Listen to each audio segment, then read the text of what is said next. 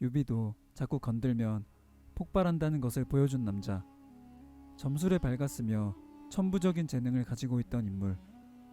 바로 장유영님입니다. 장유와 유비의 첫 만남은 푸저우라는 곳에서부터 시작되는데요. 이곳에서 유장과 유비가 만날 일이 있었는데 장유는 당시 유장을 곁에서 수행하며 종사의 역할을 하고 있었습니다. 근데 이 형님이 수염이 수북했는데 유장을 모시고 있던 장유 형님을 보고 유비는 비웃으며 짓궂은 장난을 시전합니다. 그 내용을 간략히 정리해보자면 유비는 동음이의어와 발음이 비슷한 단어들을 이용해 장유의 풍성풍성한 수염을 보고 돼지털이 엉덩이 또는 여자의 음부를 둘러싸고 있네 라며 비웃어버렸다는 것인데, 아무리 장난이라지만 삼국지 연의에서 인의의 대명사 정도를 걷는 형님의 표본으로 묘사되어지는 유비 형님이 어찌 보면 상당히 모욕적일 수도 있는 이런 드립을 날렸다는 것이 정말 의외네요. 근데 또 장유는 유비의 이런 개드립에 마냥 머쓱해하며 우물쭈물하고 있던 것이 아니라 바로 맞받아 쳐버리는데, 장유 형님도 동음이의어를 이용하여 수염이 없는 매끈한 턱을 가졌던 유비에게 볼기짝을 드러낸 군주라고 디스를 해버렸다고 하는데, 당시에는 수염이 남자다움의 상징이었으므로 장유의 이러한 디스는 유비의 기분을 언짢게 만들었던 것 같습니다. 근데 사실 자기가 먼저 시작했다가 당한 거라 유비도 이 일을 직접적으로 문제 삼지는 않았는데요. 하지만 장유는 이후로도 유비의 입장에서 보면 기분이 나쁠 수도 있는 발언을 시전하곤 합니다. 이후에 유비가 조조와 한중을 두고 결판을 벌이려 할 때 어렸을 때부터 도술을 배워 예지력이 있었던 주군이라는 사람에게 조조와의 한중 쟁탈전에 대해 물어봤는데, 주군이라는 형님은 유비에게 말하길 땅은 얻을 수 있지만 그곳의 백성들은 얻지 못할 거다 라고 했다고 하는데요. 반면에 당시 주의 추후사마이자 점술에 밝고 천부적인 재능은 주군이라는 사람을 뛰어넘었던 장유 형님은 조조와 한중을 다툴 수는 없다, 군세가 반드시 분리할 것이다 라고 했다고 하네요.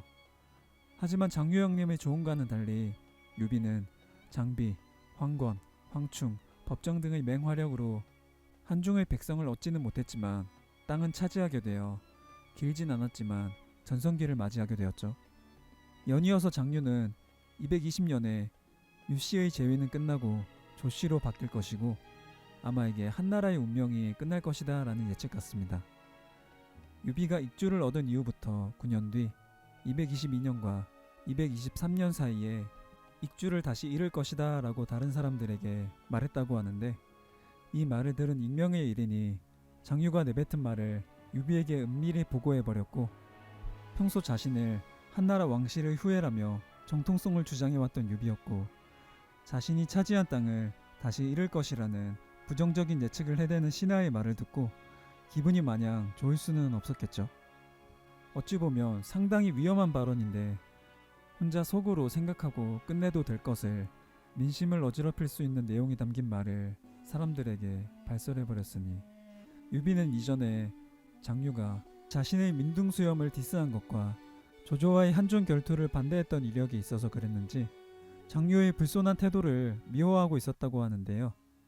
아마 앞서 언급한 두 번의 사건 말고도 기록되지 않은 유비의 심기를 건드린 사건이 몇 건 더 있지 않았을까 하는 추측을 해봅니다. 결국 목숨이 두 개라도 되는 듯한 장유의 무대뽀 발언이 크리티컬이 되어서 감옥에 갇혀버리게 됩니다. 근데 유비는 한중 공방에 관한 조언이 어긋난 것을 사형의 이유로 삼았다고 하는데, 장유의 앞뒤 안 가리는 위험한 발언을 구실로 삼지 않은 것은 장유가 예측한 시기가 도래하지 않아서 그의 예측이 맞는지 안 맞는지 확인이 된 것은 아니니 사형의 이유로 삼지 못한 건지, 유비가 스스로 판단했을 때 이것을 사형의 구실로 삼기에 무리가 있었다고 판단을 했다면 그렇다면 굳이 죽이는 것까지 갈 필요는 없었을 것 같은데, 근데 잡아들여서 다른 구실로 죽인 것과 장유를 이미 미워하고 있었다는 기록을 보니 유비는 장유에게 불만이 있었던 것 같고, 근데 그렇다고 자신의 기분을 나쁘게 만든 몇 차례 사건들 중에 민둥수염을 디스한 것을 공식적인 구실로 삼자니 자신이 너무 쪼잔해 보이니 유비는 그 중에 한중 공방에 관한 조언이 어긋난 것을 이유로 삼은 것이 아닌가 싶은데, 결국 유비는 제갈량의 반대에도 불구하고 향기 나는 난초일지라도 문 앞에 도단하면 베어버릴 수밖에 없다라고 말하며 장유를 저자에서 죽여버립니다.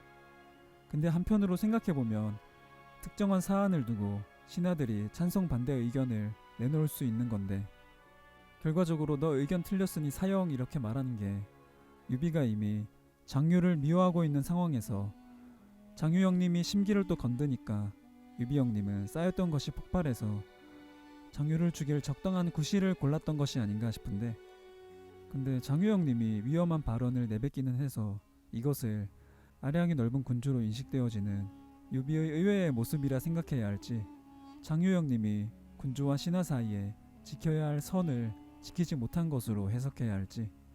근데 아이러니하게도 정말로 220년에 한나라의 마지막 황제 헌제가 조조의 아들 조비에게 황제 자리를 내어주고 결국 한나라가 망했고, 이릉대전에서의 대패 이후 유비가 223년에 사망했으니 총나라가 익주를 잃은 것은 아니었지만 장유의 예언은 적중했다고 봐야겠네요.